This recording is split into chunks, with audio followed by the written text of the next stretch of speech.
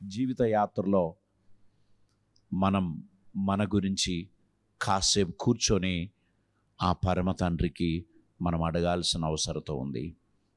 నాలో నీకు ఆయాసకరమైనది ఏమైనా ఉన్న ఎడల అది తీసివేయి ప్రభువా.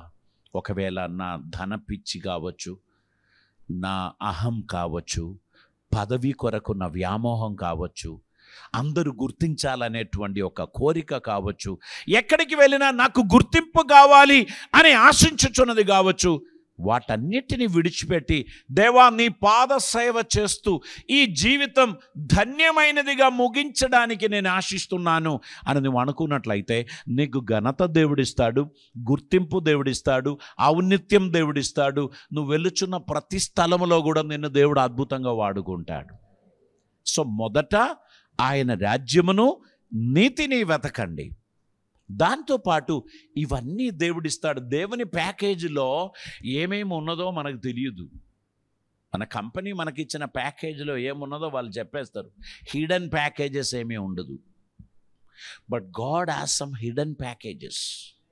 మీకు అన్నీ చెప్పడు, మీకు అన్నీ చూపించడు, కొంతే చూపిస్తాడు. మీరు విశ్వాసంతో ముందుకు నడిపించినప్పుడు నెక్స్ట్ లెవెల్ ఆఫ్ అండర్స్టాండింగ్ దేవుడు మీకు ఇస్తారు. మీరు అక్కడ రీచ్ అయినప్పుడు అక్కడి నుంచి ద నెక్స్ట్ లెవెల్ దేవుడు చూపిస్తాడు. మిమ్మల్ని దేవుడు దినదినం అభివృద్ధిలోనికి నడిపించి మీ జీవితంలో దేవుడు అద్భుతమైన కార్యములు చేస్తారు. దేవునికి స్తోత్రం. ఆయన మిమ్మల్ని నిత్యమైన మార్గంలో నడిపించుచున్నాడు గనక కొన్ని సందర్భాల్లో కొన్ని పెయిన్ఫుల్ ఎక్స్పీరియన్స్ కూడా అనుమతిస్తాడు. ఆ పెయిన్ఫుల్ ఎక్స్పీరియన్స్ గురించి వెళ్ళడం మనకెవరికి ఇష్టం ఉండదు. ఇప్పుడు రండి ఒక సూది ఇస్తామంటే ఎంతమందికి ఇష్టం ఉంది? మా చిన్నబాబు జెరమీ, నాకు బాగా గుర్తుంది, డాక్టర్ కుమారస్వామి గారు ఇక్కడ ఉన్నారు. ఒక ఇంజెక్షన్ ఇస్తాను, ఆయనే మా బాబు యొక్క డాక్టర్, పీడియాట్రిషియన్. ఆ సమయంలో ఒక చిన్న ఇంజెక్షన్ ఉంది అంటే వాడు వెంటనే పరిగెడుతూ పోయేవాడు. నేను వెనకాల పరిగెత్తి ఆయనను ఉరికించి పట్టుకొని మళ్ళీ తీసుకొని వచ్చేది. అస్సలు ఇష్టపడేవాడు కాదు సూది తీసుకోవడం. కానీ ఆ చిన్న ఇంజెక్షన్ ద్వారానే ఆ రోగం నయమవుతుంది అనేది డాక్టర్కి తెలుసు. డాక్టర్ గారు రైట్ డిసిషన్ తీసుకుంటారని నాకు తెలుసు కనుక నేను నచ్చ చెప్పి చాక్లెట్ కొనిస్తా, అవి కొనిస్తా, ఇవి కొనిస్తా అని చెప్పి ఈ ఇంజెక్షన్ ఇప్పించేవాడు. ఇప్పుడు కూడా డాక్టర్ దగ్గర పోవడం అంటే వానికి ఇష్టం లేదు. యుఎస్లో కూడా ఏదైనా ప్రాబ్లం ఉన్నప్పుడు డాక్టర్ దగ్గర పోనానా అని చెప్తే పోతాడు. అక్కడ పోయిన తర్వాత ఆయన ఏదో ఒకటి చెప్తాడు, కానీ ఈయనకు నచ్చదు అది. వచ్చేస్తాడు. ఆయన వైఫ్ చెప్తూ ఉంటాడు, ఏమీ చేయడండి, ఆయనకు సర్జరీలు ఇష్టం ఉండదు, ఆయన ఇంజెక్షన్స్ తీసుకోడు అని చెప్తూ ఉంటారు. కొంతమందికి అవన్నీ ఇష్టం ఉండదు, కానీ ఇవన్నీ మనం బాగు చేయడానికి అవసరం. సడన్గా ఇదేంటి ప్రభువా అని అడిగితే, I'm making you strong, I want to change your destiny, I want to do something great in your life. Maybe this door is closed for some time, you have to adjust. దేవుడు కొన్ని ద్వారములు మూసివేస్తాడు. అది మూసివేసినందుకు that is final అని అనుకోకండి. దేవునికి ప్రత్యేకమైన ఉద్దేశం మీ జీవితంలో ఉన్నప్పుడు he may close the doors for some time.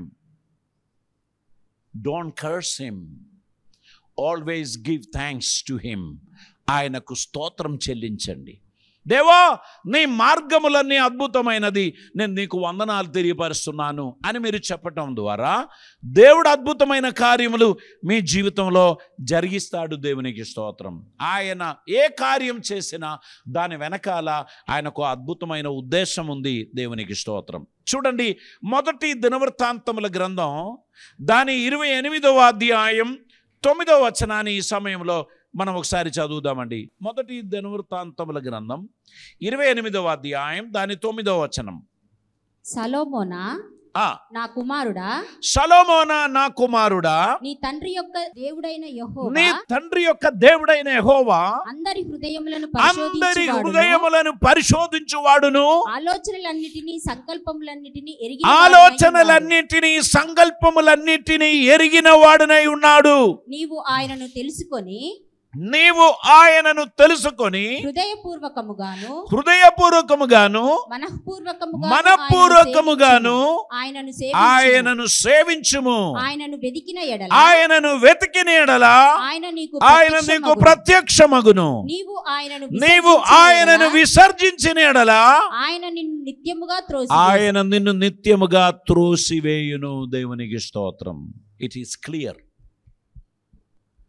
దేవుడు చెప్తున్నాడు, నువ్వు ఆయనను వెతికిన ఎడల నీకు ఆయన ప్రత్యక్షం అవుతాడు. నువ్వు ఆయనను తృణీకరించిన ఎడల ఆయన శాశ్వతంగా నిన్ను త్రోసివేస్తాడు.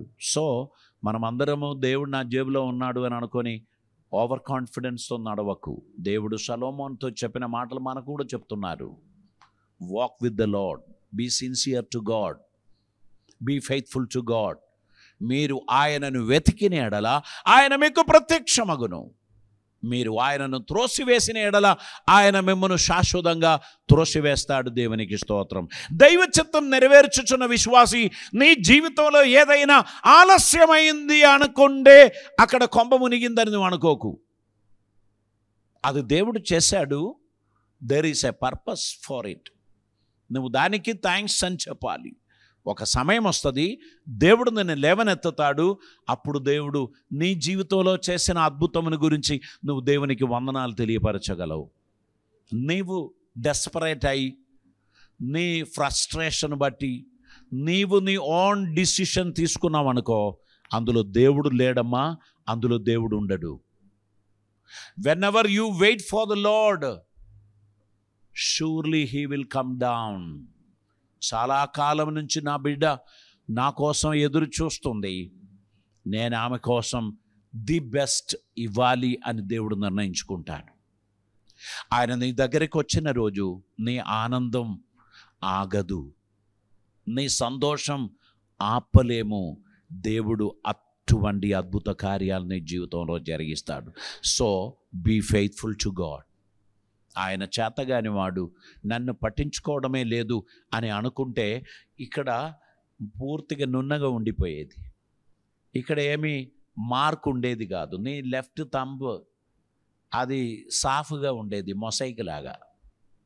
కొందరి థంబ్ పెట్టి చూస్తే అక్కడ ఏమీ ఉండదు. వయసు పెరిగే కొలది, వర్క్ భారం కొలది ఇది అరిగిపోతుంది. అక్కడ థంబ్ ఏమీ ఉండదు. అలా నిన్ను పుట్టించలే దేవుడు. దేవుడు నిన్ను పుట్టించినప్పుడు తన ఉద్దేశం ఇందులో రాశాడు. నీ గురించి దేవునికి ఉన్న కలలు, దేవుని ప్రణాళికలు ఇక్కడ ఆయన నిలబెట్టాడు. నన్ను మర్చిపోయాడు, నాకెవరు లేరు అని నువ్వు అనుకుంటున్నావా?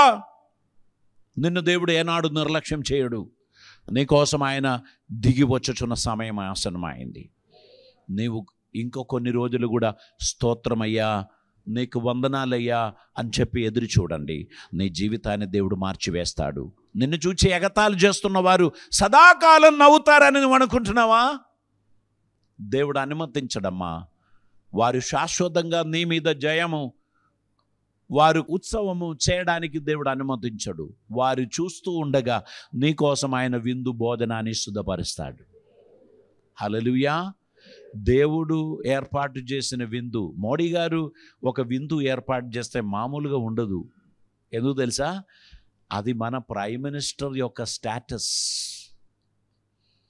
ప్రపంచ నాయకులు, ప్రపంచ అధికారులు ఈ దేశానికి వచ్చి వెజిటేరియన్ ఫుడ్డే తీసుకొని వెళ్ళారు, కానీ వారి లైఫ్లో ఎప్పుడు రుచి చూడని వెజిటేరియన్ ఇచ్చారు ఢిల్లీలో. హల్లెలూయా. వెజిటేరియన్ ఫుడ్ కూడా ఇలా ఉంటుందా అని వారు ఆశ్చర్యపోయే ఉండాలి. ఎందుకంటే వారు అసమాన మాంసం తినేవాళ్ళు. మన దగ్గరికి వచ్చినప్పుడు మనం వెజిటేరియన్ ఫుడ్ పెట్టాము, అది రుచి చూచి వారు తల తిరిగిపోయింది. ఇంత టేస్టీగా, ఇంత చక్కగా వెజిటబుల్స్తోని వంటలు చేయొచ్చా అని వారు ఆశ్చర్యపోయి ఉండొచ్చు. నేను మీకు తెలియపరిచే, దేవుడు మీ కొరకేమైనా చేస్తే ఆయన తన స్టేటస్లో చేస్తాడు. హల్లెలూయా. అది నీ ఊహకు మించినది, నీ ఎక్స్పెక్టేషన్కు మించినది. దేవుడు నీ కొరకు ఏదైనా చేయడానికి ఉద్దేశిస్తే అది మామూలుగా ఉండదు. గనుక దేవునికి కృతజ్ఞత చెల్లించు బిడ్డగా నీ ఉండాలని దేవుడు కోరుచున్నారు. Don't underestimate your God. ఆయనను గురించి తక్కువగా నువ్వు ఆలోచించకండి. ఆయన ఆలోచనలన్నీ ఉన్నతమైనది, శ్రేష్టమైనది. నీ కుటుంబమును గురించి నీవు ఆలోచించే ఆలోచనలు నీ బ్యాక్గ్రౌండ్ను బట్టే ఉంటుంది, నీ ఫ్యామిలీ సర్కమ్స్టాన్సెస్ను బట్టి ఉంటుంది.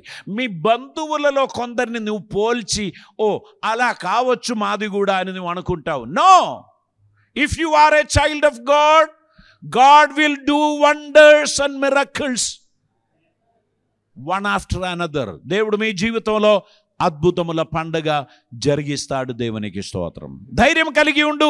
ఈ వచ్చిన శోధనలు, ఈ వచ్చిన కష్టాలు ఇదే నా లైఫ్ అని అనుకోకు. నీవు కన్ను తెరువు. నీ దేవుడు నీ కోసం చేయబోచున్న అద్భుతములను చూడడానికి సిద్ధపడాలని పరిశుద్ధాత్ముడు కోరుచున్నాడు. ఈ ఉదయకాల సమయం దేవుని వాక్యం మీ హృదయములో నాటబడుచున్నప్పుడు మీ హృదయం తెప్పరిల్లాలి. దేవుడు మీ కొరకు చేయబోచున్న కార్యములను మీరు వినుచున్నప్పుడు మీ అంతరాత్మ ఉజ్జీవింపబడాలి, లేవాలి.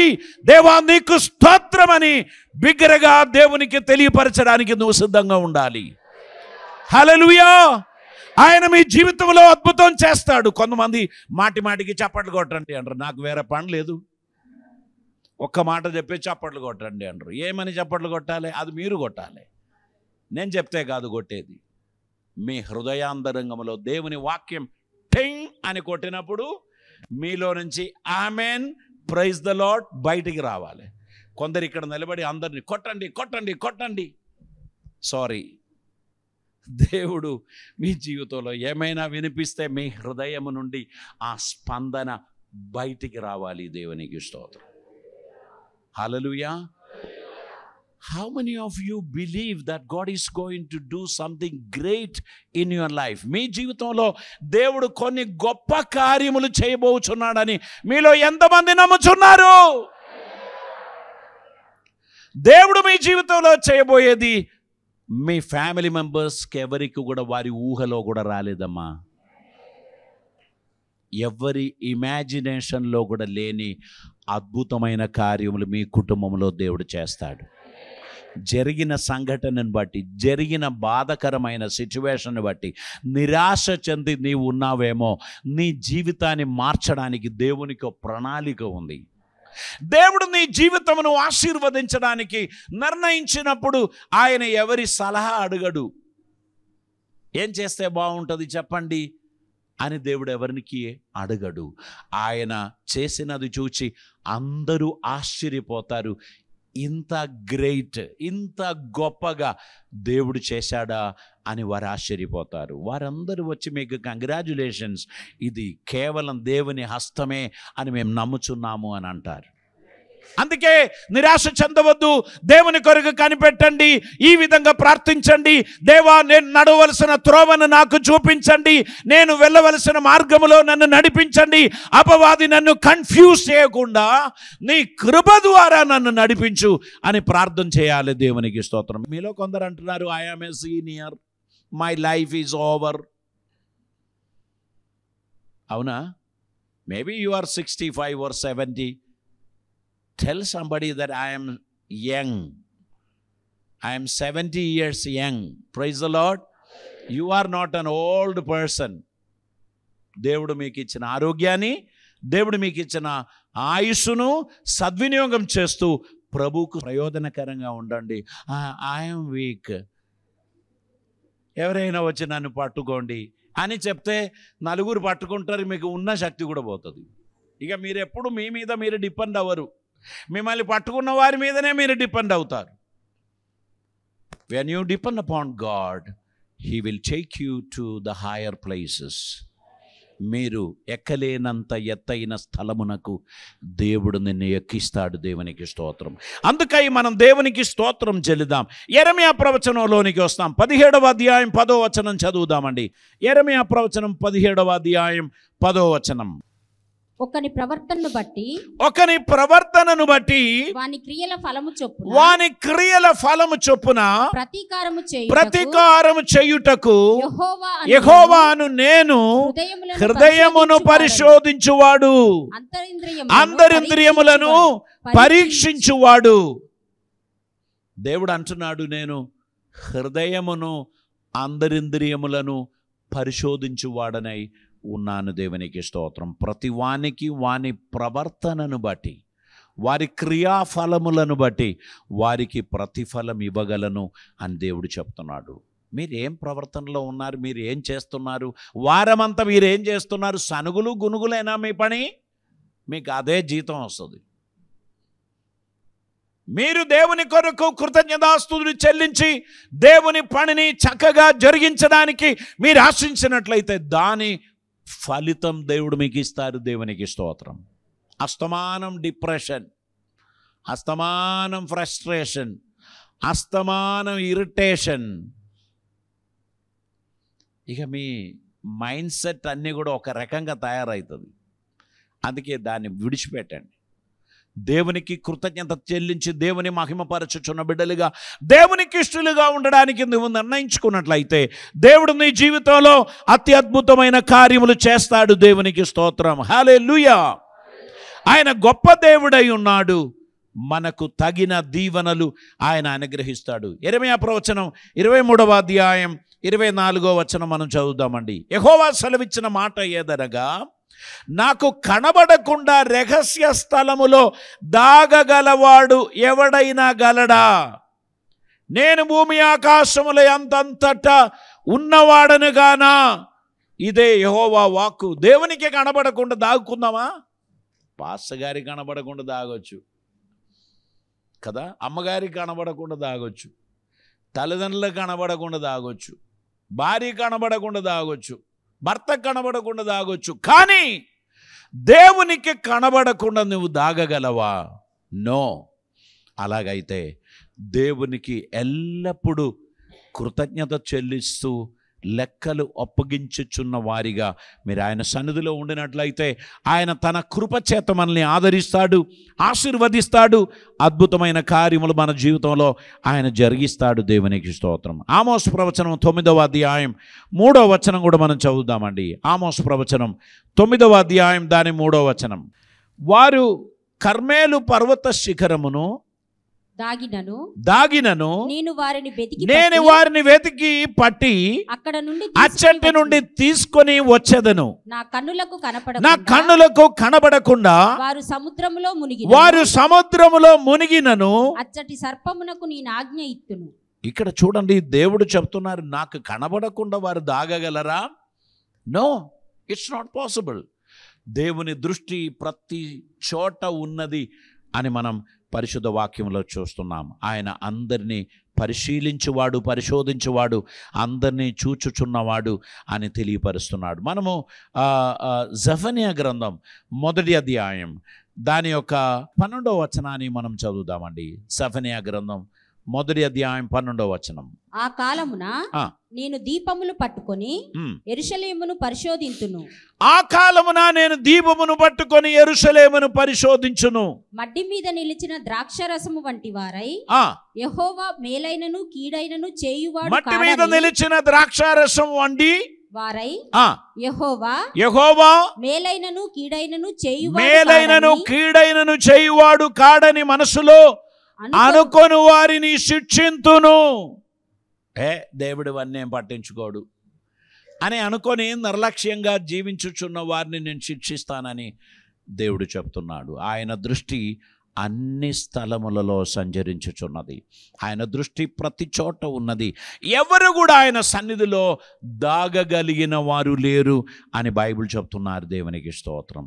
మనం ఎప్పుడైతే ఒక ఆఫీస్కు వెళ్ళాం, సపోజ్ సీఎం ఆఫీస్కు వెళ్ళాం అనుకుందాం, అక్కడ సెక్యూరిటీ ఉంటారు. ఎందుకు వచ్చారండి అని అంటారు. అప్పుడు చెప్తారు, సీఎం గారిని కలవడానికి వచ్చారు. మీకు అపాయింట్మెంట్ ఉందా? లేదండి. అయితే కుదరదు, పోండి, ఇక్కడ నిలబడద్దు, అటుపో, ఆ దూరం ఆ చెట్టు కింద పోయి ఉండు అంటారు. అదే సీఎం ఆఫీసు నుంచి ఒక స్లిప్ సెక్యూరిటీ ఆఫీస్కి వచ్చింది. ఫలానా కురియన్ గారు వరంగల్ నుంచి వస్తారు. రాగానే వితౌట్ ఎనీ డిలే ఆయన నా ఆఫీస్కు తీసుకురండి అని అన్నారు అనుకుందాం. నేను పోగానే వారు నా కోసం ఎదురు చూస్తూ ఉంటారు. మీ ఐడి చూపెట్టండి అంటారు. నేనేనా కానా అని తెలుసుకోవడానికి ఐడి తీసుకుంటారు. నా ఐడి చూశారు, నా ముఖం వైపు చూస్తారు, ఫోటో వైపు చూస్తారు.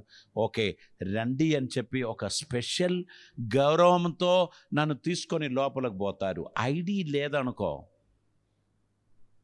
గుర్తుపట్టలేరు.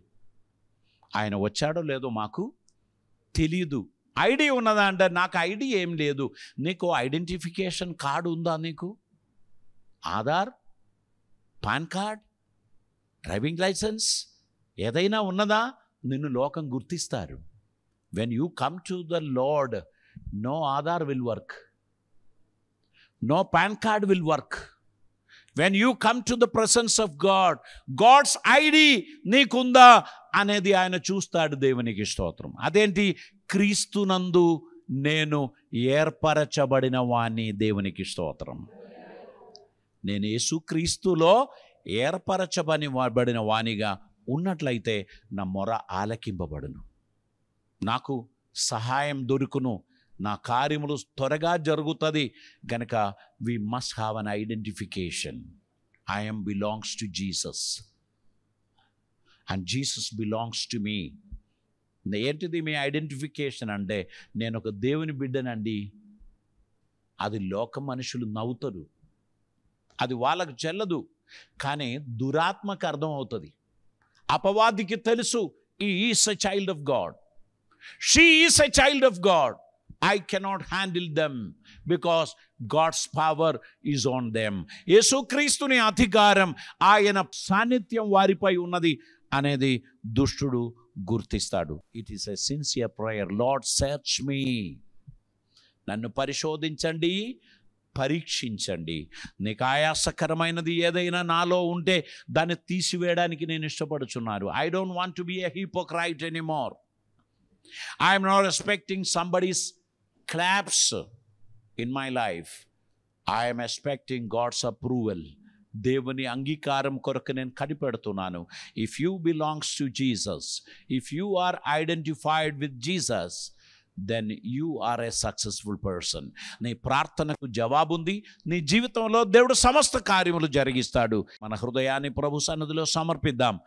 పరిశుద్ధాత్ముడు మనల్ని ఈ మాటల ద్వారా దీవించిన గాక, ఆశీర్వదించిన గాక. తల వంచుదాం, ప్రభు సన్నిధిలో ప్రార్థన చేద్దాం. పరిశుద్ధుడా పరమ తండ్రి, దేవా నీకు వందనాలు. అద్భుతమైన ఈ దినం కొరకై నీకు స్తోత్రం.